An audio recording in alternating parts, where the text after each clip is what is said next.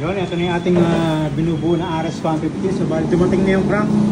So bali stock crank lang yan. So bali 66 stock crank lang gagamitin natin. So bali sa shifting port hindi naman kayo maliligaw dyan. May left and right naman yan. So ito yung left side to. Kaya nakalagay naman dyan. Yan, L, tapos center, tapos right. Then set nyo lang sa neutral bago nyo isara.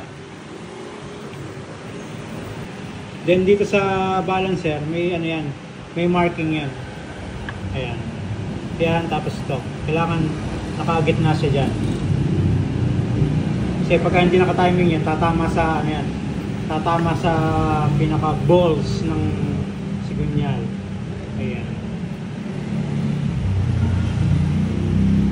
So next natin is ilalagay na natin yung ano niya, yung better hack niya. Alright. So yun na, naitayo na natin. So next natin dyan, unahin na natin dito yung clutch nya, yung kickstart, primary gear. Yeah. Sunod-sunod na yan. Then next natin is yung sa magneto side. Smoothing. Yeah. Yun, no? Nakakabit na natin primary gear. So hindi pa mahigpit yan. Next natin yung bushing, tapos yung washer. Pwede na natin ikabit yung kanya, clutch, basket. Ay. So ito, nakikabit na natin sa ating chassis. So wala kasi akong holder ng makina ng ganito, kaya pinabit muna natin sa chassis. So ang gagawin na lang natin dito is play test, pero tatabasan din natin yung piston na yan. Medyo mataas yung compression nito kasi medyo nakadome to ng konti. Susukatin pa rin naman natin ito. So, malalaman natin kung paano magiging tabas natin sa piston nito. So ayusin ko lang yung head. Ipafinal ko lang yung mga shim na nakalagay dun sa head.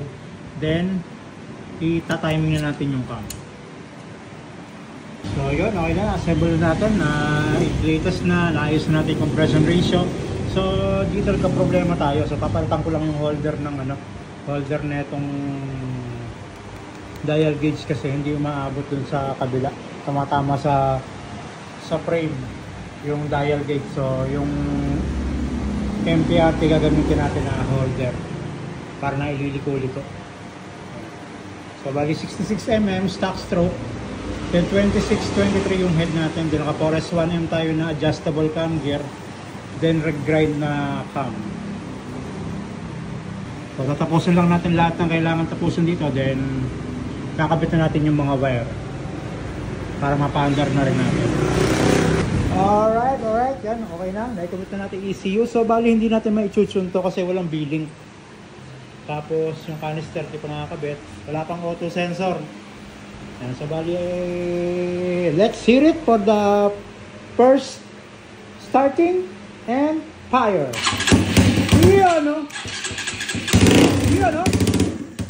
Yeah, papahiya ko ng konti. So bali na na ako ng snow dyan. Wala pang canister pero tahimik yung makina natin. No, nag-tick shit. Rev it. Alright.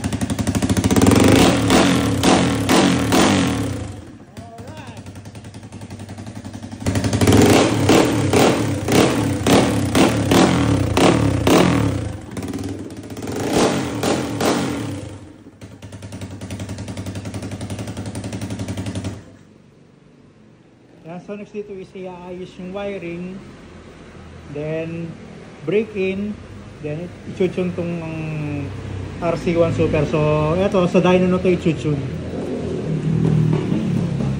Medyo nagloloko pa yung wiring, minsan nawawala yung buga ng injector tsaka yung spark ng ignition ko. So bahala na yung electrician dyan. So napandar natin yung makina, okay naman siya, walang ingay, tahimik. Then kukumpletuhin na.